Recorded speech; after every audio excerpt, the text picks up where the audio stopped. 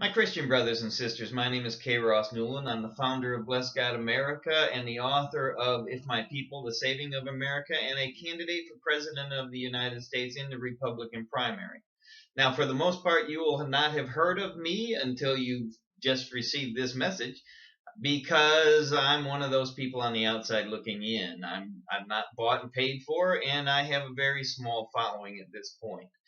I am running for president of the United States based on that principle right there. If my people who are called by my name will humble themselves and pray. We have a situation in the Christian church where we've lost track of what humble ourselves actually means. Humbling ourselves doesn't mean we get on our face before the Lord and we pray. Humbling ourselves means turning from prideful ways. And the real prideful ways that we need to turn from is the idea of taking the plan and the purpose that Jesus Christ gave us, tossing that out the window, creating our own plans and purposes, and asking God to bless those, and somehow expecting that to work.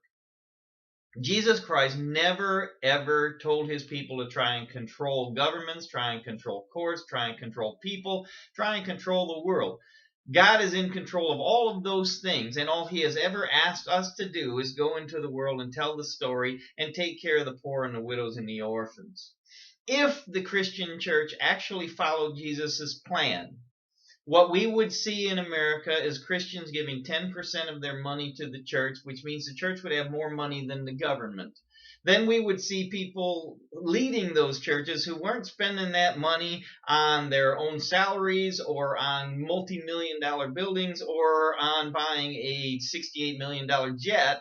We would see that money getting spent on taking care of the poor and the hungry and the homeless. We would be able to stop people from losing their homes, provide health care, provide all of the needs that the American people have that the government ought not to be providing.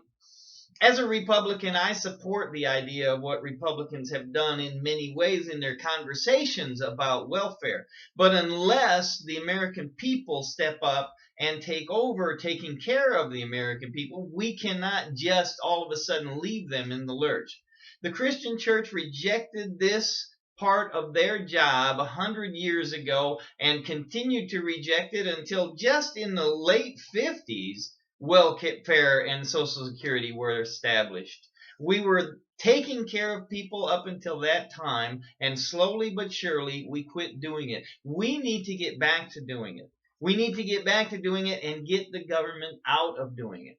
But in order to do that, the Christian church has to follow the plans of God. You have to abandon the prideful arrogance of taking a perfect plan and changing it and adding to it. Government and courts were not part of the plan. Trying to control what sinners do is not part of the plan.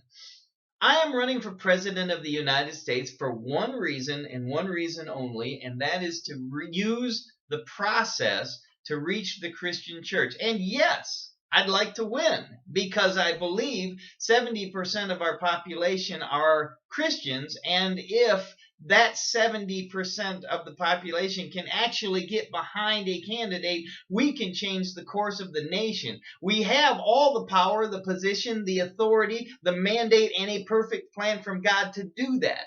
So if we will return to his plan, and if we'll put somebody in office who just speaks peace and love and grace and represents the gentleness and the kindness of Jesus to the nation, then this nation can once again see a revival and see a awakening and know the truth of the gospel is in fact the truth.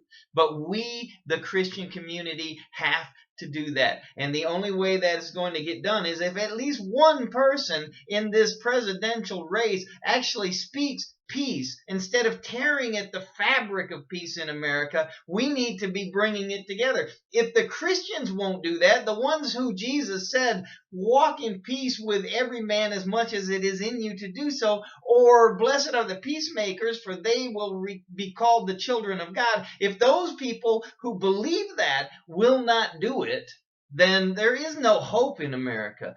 Government cannot fix the problems in America. The American people have to fix the problems in America, and that means you.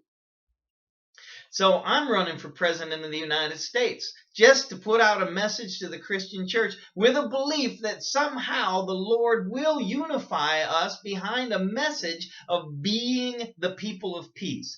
Meekness is not weakness. Love never demands its own way. And I need you to pass this message on to everybody in your email list, to put it in everyone on your Facebook page.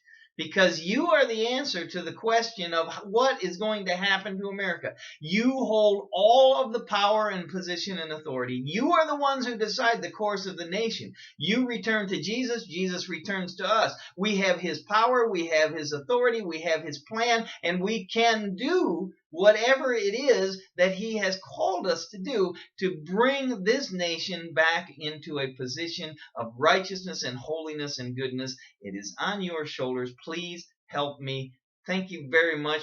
Bless you, bless America, and please bless God, America.